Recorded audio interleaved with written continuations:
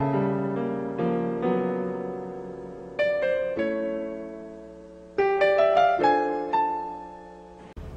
eu sou Sheila Sodré e você está assistindo ao programa Café com Direito, aqui na sua TV Master, a primeira e única, toda nossa. E é isso aí, o programa Café com Direito, que tem o objetivo de levar o conhecimento jurídico para você e fazer com que você acompanhe a evolução do direito. Hoje está com um cenário diferente, porque nós estamos gravando esse programa aqui no Centro de Cultura Zarinha, na sua livraria Esquina das Letras. E vamos ter como entrevistado o Procurador-Geral do Ministério Público junto ao Tribunal de Contas do Estado da Paraíba, o doutor Marcílio Toscano Franca Filho, que irá lançar o seu livro A Cegueira da Justiça, diálogo iconográfico entre arte e direito. Doutor Marcílio, seja muito bem-vindo aqui ao programa Café com Direito. Muito obrigado, Sheila. Agora, como o programa é Café com Direito, e eu não sei se é de conhecimento de todos, eu sou uma viciada em café, vamos trazer um cafezinho para o nosso convidado, né? Enquanto ele pode responder a seguinte pergunta: por quê? Qual o motivo, qual a sua justificativa para você fazer uma pesquisa tão bem aprofundada sobre a arte e o direito e esse título tão sugestivo, A Cegueira da Justiça? Bom, Sheila, a verdade é que o livro nasce da constatação de que há muito tempo direito e arte eles estão muito próximos. Há diversos pintores que tratam desse tema, há diversos romancistas, poetas que tratam de temas jurídicos em geral sobre o que é a justiça, os julgamentos, as cenas, as famosas pinturas bíblicas sobre o juízo final, que não deixa de ser um julgamento. Enfim, há diversos campos de contato entre a arte e o direito, a teoria do direito. E a partir dessa constatação, eu pensei o tema específico, artes plásticas, pintura e escultura, para saber como é que a pintura e a escultura têm tratado esse tema, o que é a justiça. Basicamente, esse é o tema do livro. E vamos lá, pode-se afirmar que a arte e o direito sofreram influências mútuas ao longo da história da humanidade? Sim, certamente. Tanto a arte como o direito são dois frutos, são dois objetos da cultura humana. Só disso já nasceria uma relação muito próxima entre a arte e direito. Bom, e como cultura, como objetos da cultura humana, como frutos da cultura humana, certamente elas representam muito do cenário cultural de cada época. Então, esse diálogo que existe desde os poetas gregos, passando por pintores renascentistas, até pelos nossos atuais cineastas, há tantos filmes que você vê sobre temas jurídicos, todos eles dialogam com esses temas, o direito falando com a arte e a arte falando com o direito. Em que temas? Ora, há uma arte que cuida do direito, sem dúvida, como por exemplo, nesses quadros, poemas, filmes que tratam de temas jurídicos, mas também há um direito que cuida da arte, protegendo o direito dos artistas, o patrimônio histórico, a compra e venda internacional de obras de arte, evitando a falsificação. Então, tanto há um direito que fala da arte, como há uma arte que fala do direito. Durante esse período, que eu diria, da humanidade mesmo, de evolução, houve algum em que as obras de arte, elas representavam mais o conceito de justiça, era mais representado a justiça e mais ainda, como era representada a justiça, foi representado ao longo do tempo. Houve uma evolução, ela ficou estática, repetindo as mesmas imagens, espada, sentada, em pé, venda. Como foi essa evolução? Olha, a verdade, Sheila, é que no tempo em que a imprensa ainda não existia e que o analfabetismo campeava, eu estou falando até a Idade Média, mais ou menos, a arte tinha um papel muito mais importante junto ao direito do que hoje, porque cenas de quadros, esculturas, gravuras tentavam mostrar a uma população majoritariamente analfabeta como é que se procedia um casamento, como é que se fazia um testamento, o que era um contrato.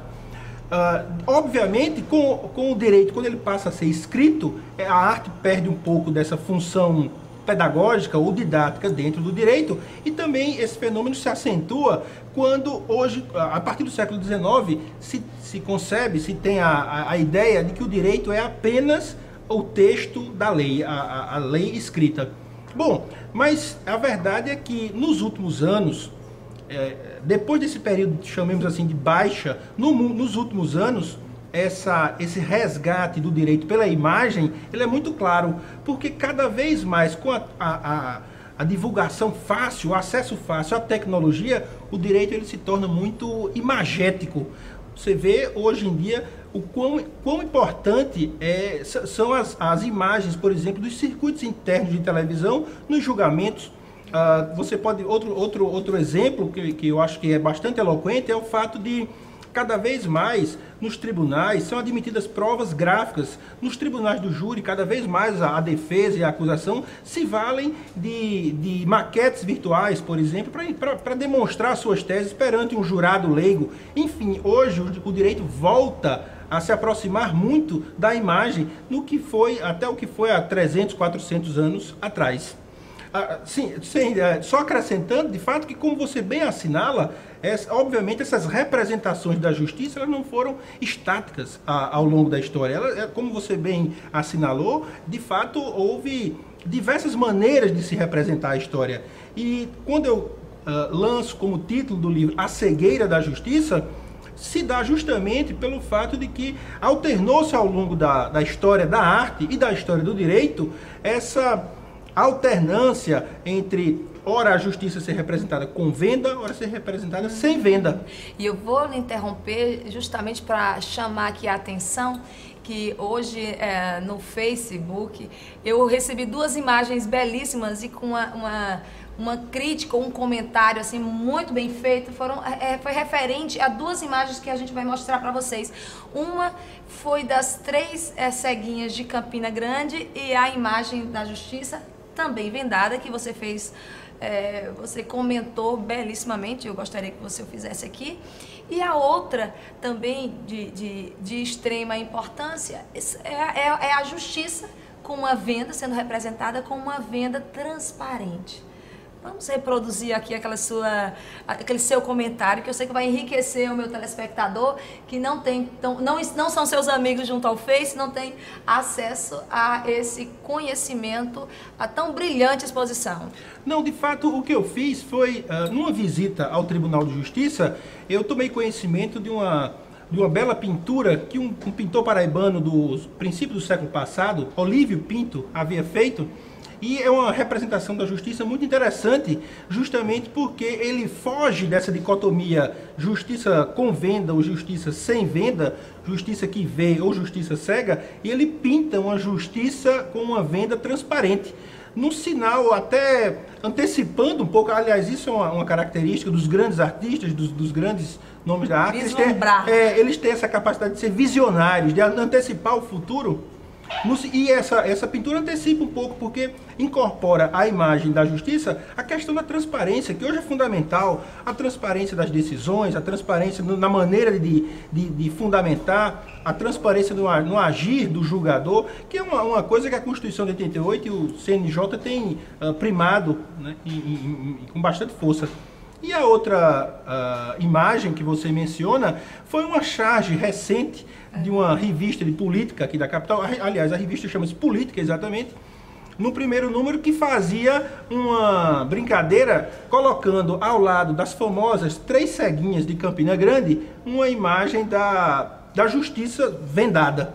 O que era interessante, o que era bastante incomum, porque aproximava a justiça à música, o que é muito bom, claro. Aproximava a cultura popular e aproximava também a ideia de justiça daquilo que Saint-Exupéry dizia, que o essencial é invisível aos olhos.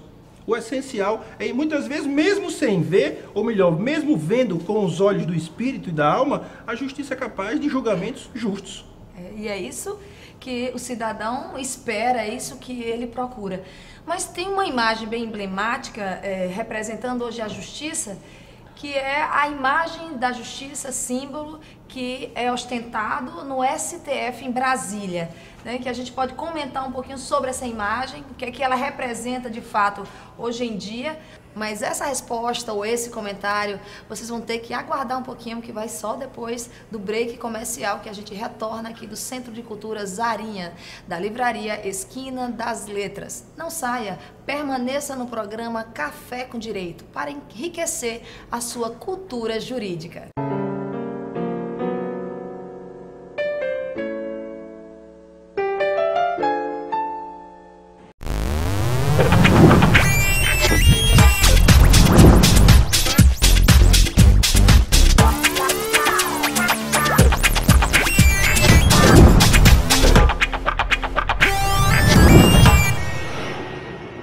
A Perfumes e Companhia completa 7 anos e quer presentear você com ofertas pra lá de aromáticas. UDV 100 ml de 55 por R$ 39,99. Gabriela Sabatini de 99 por R$ 49,90. Animale masculino de 148 por R$ 118. Perfumes e Companhia, 7 anos com você. Retão de Manaíra Empresarial Kadoshi. Spa, home cinema, salão de jogos. Itens que juntos fazem você se sentir num clube. Foi pensando nisso que criamos o Master Club Residência. Opções de lazer que podem ser aproveitadas por toda a família. Master Club Residência, tudo ao seu alcance.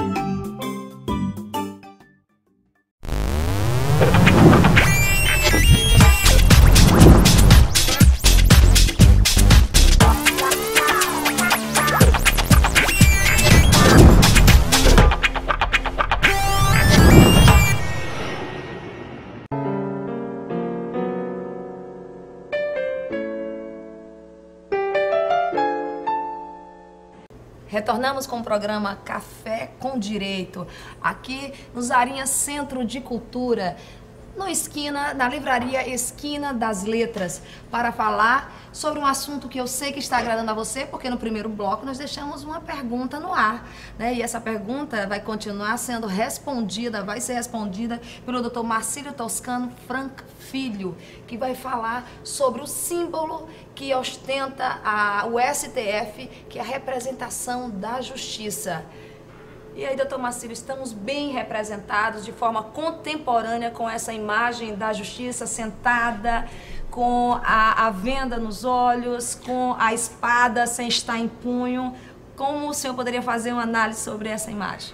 Pois é, Sheila, aquela escultura de 1961 em granito que está ali na frente do Supremo Tribunal, na Praça dos Três Poderes, é uma peça de um artista brasileiro, um escultor brasileiro chamado Alfredo Sesquiati, que era muito amigo de Oscar Niemeyer.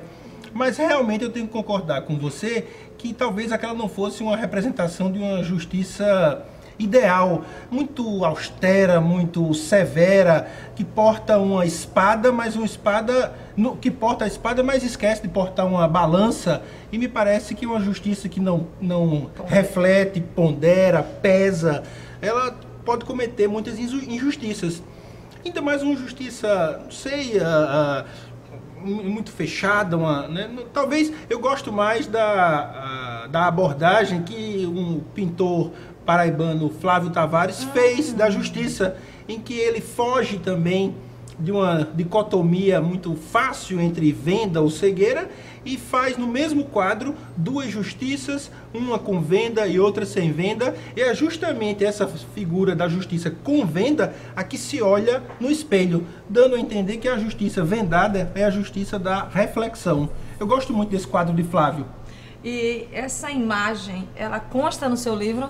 Essa imagem de Flávio, ela consta sim do meu livro, graças a um atenciosíssimo favor do proprietário do quadro, o advogado paraibano Roberto Luna Freire, que me cedeu essa imagem. Mas devo confessar que é a única imagem paraibana, de autor paraibano, mas eu pretendo numa segunda edição incluir alguns outros autores, pintores, escultores paraibanos.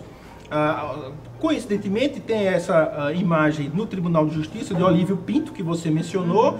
Ontem, um jovem pintor paraibano, Fábio de Brito, também me mostrou uma pintura que ele fez recentemente, muito bonita, vibrante, muito moderna, até um tanto pop, lembra uma figura de uma heroína de história em quadrinho. Vamos colocar essa imagem para o telespectador também poder estar apreciando. Essa imagem, esse quadro, essa tela de Fábio de Brito, inclusive tem um traço interessante que a justiça, ela não teria mãos, mas teria longos tentáculos, os tentáculos da justiça alcançando longe. Exato, ao seu tutelado. Exatamente. Uma boa visão. Qual é então, nós começamos já a falar já sobre algumas obras de arte.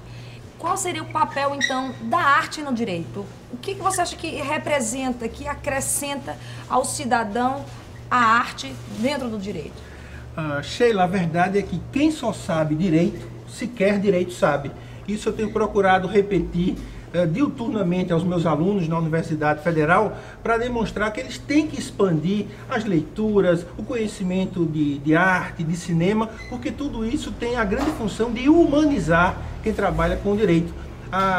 Os quadros, a boa poesia, a melhor literatura. Que aí a gente aproveita aqui também para falar sobre esse projeto que tem aqui no Zarinha Centro de Cultura, que me enriqueceu e que no momento que eu descobri que havia esse evento aqui, eu sou assim uma telespectadora assídua do projeto, que é Literatura e Direito, né? E que o Dr. Marcílio também já deu a sua palestra para falar, e ele pode falar muito mais sobre esse projeto, que é isso que você fala mesmo, é expandir, para que o advogado ou os operadores do direito, ele não fica só no direito frio, direito positivado, no direito que a gente encontra em letras. Tem que fugir um pouquinho da norma e vamos conhecer o direito no contexto histórico, no contexto poeta, no contexto do músico, né? De toda a nossa história, né? É aquilo que a gente fala muito bem, cultura. É verdade.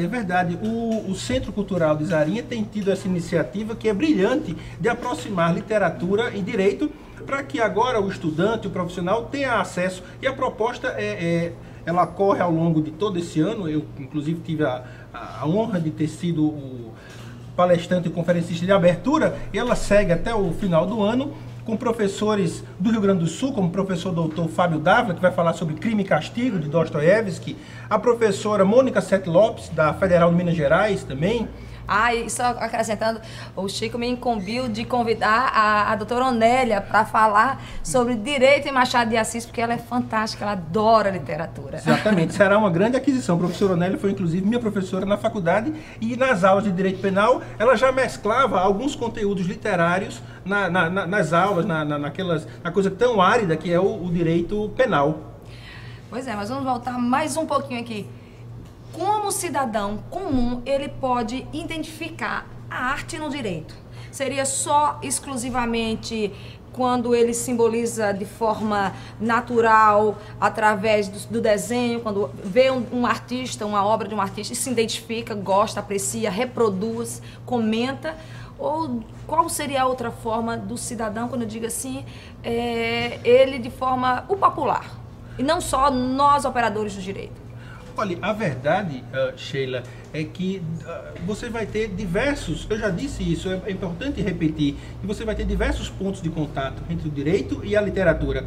Para o cidadão, ele vai notar que, para além da balança, da venda nos olhos, dessa maneira tradicional de se representar a justiça nos quadros, é importante perceber também que muitas vezes livros que aparentemente não têm como tema, como principal assunto, um julgamento, uma questão contratual, o Mercador de Veneza, né? Belíssimo. Mesmo esses livros que não tratem de temas assim, eles têm muito a dizer ao direito. Então, às vezes, você pode tirar uma bela lição jurídica de um livro, de um conto de Jorge Luiz Borges, de uma crítica social de Machado de Assis, e esses argumentos podem constar de uma petição, de uma argumentação, você pode dizer ao seu advogado, e você mesmo pode tirar lições para a sua vida da literatura, das artes e tal. E agora que a gente vê que o direito, ele caminha para que a justiça ela seja feita a cada caso concreto, ser analisado em cada caso concreto. Então ele torna muito particular,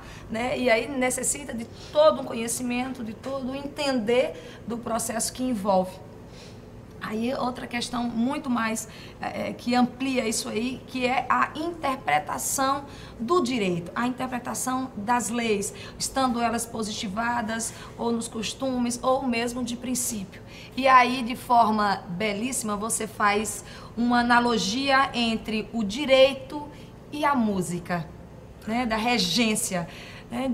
Como é essa relação entre interpretação de direito e uma interpretação musical? Exatamente, eu acho que o principal ponto de aproximação entre o direito e as artes em geral, a literatura, a música, a pintura, parará, o principal ponto é essa questão da interpretação.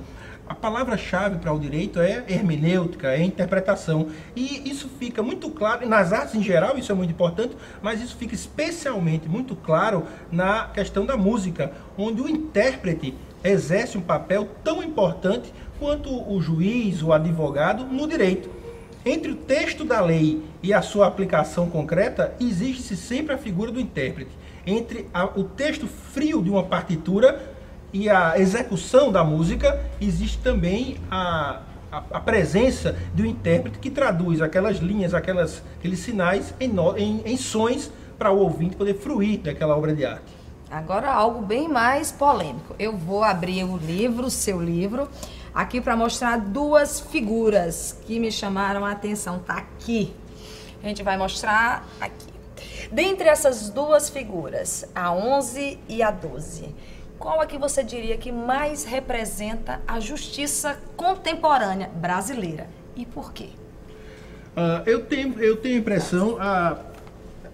Eu tenho vivido no mundo do direito desde 1996, quando me formei, e eu tenho visto que, obviamente, há casos esporádicos de injustiça. Quem é que há de negar isso? Não resta a menor dúvida, mas, de uma maneira geral, eu creio que a nossa justiça ela seria muito bem representada pela figura de Duret, que retrata uma justiça que enxerga a injustiça do mundo, que vê o que é praticado de mal e que, mais importante do que isso, que ao desenhar uma justiça que se senta sobre o leão, mostra o quão importante é a justiça dominar o poder, colocar o leão, o poder aqui, debaixo das rédeas do direito, sob pena de você ter uma ditadura, você ter a ignomínia de um poder muito forte sobre a população. Eu gosto muito dessa figura de Duret. Uma figura que é de 1498. E a gente pode dizer que é contemporânea. Exato. Agora, para encerrar, como eu já ganhei o livro, eu quero que você autografe para mim. Pois não. Será um prazer. E o programa Café com Direito, doutor Marcílio, nós só temos que agradecer a sua participação, a sua disponibilidade aqui em passar esse conteúdo maravilhoso de forma tão clara para o telespectador que é ávido por conhecimento jurídico e que às vezes é tão escasso, né, no dia a dia, na imprensa brasileira. A gente agradece de coração mesmo e a gente deixa aí alguns minutos para você fazer alguma consideração ou alguma recomendação. Lembrando que, como nós já falamos sobre o projeto de Zarinha, que teve a presença do Dr. Marcílio, o site da Zarinha é www.zarinha.com.br. Sheila, eu queria então agradecer e as minhas palavras finais seriam para convidar você e o seu público para o lançamento do livro, que vai ser no Tribunal de Justiça, no dia 30 de julho, dentro das festividades dos 120 anos do Tribunal. Muito obrigado. É isso aí, o programa Café com Direito está chegando ao fim. E, mais uma vez, a gente agradece aos nossos colaboradores, né? Zarinha Centro de Cultura, a Jonas Lourenço, a Selma Fashion e a todos vocês, telespectador, que enriquece, que comenta, que fala e que divulga cada vez mais o programa Café com Direito. É isso aí, até a próxima semana, se Deus quiser. Eu não gostei desse Deus quiser.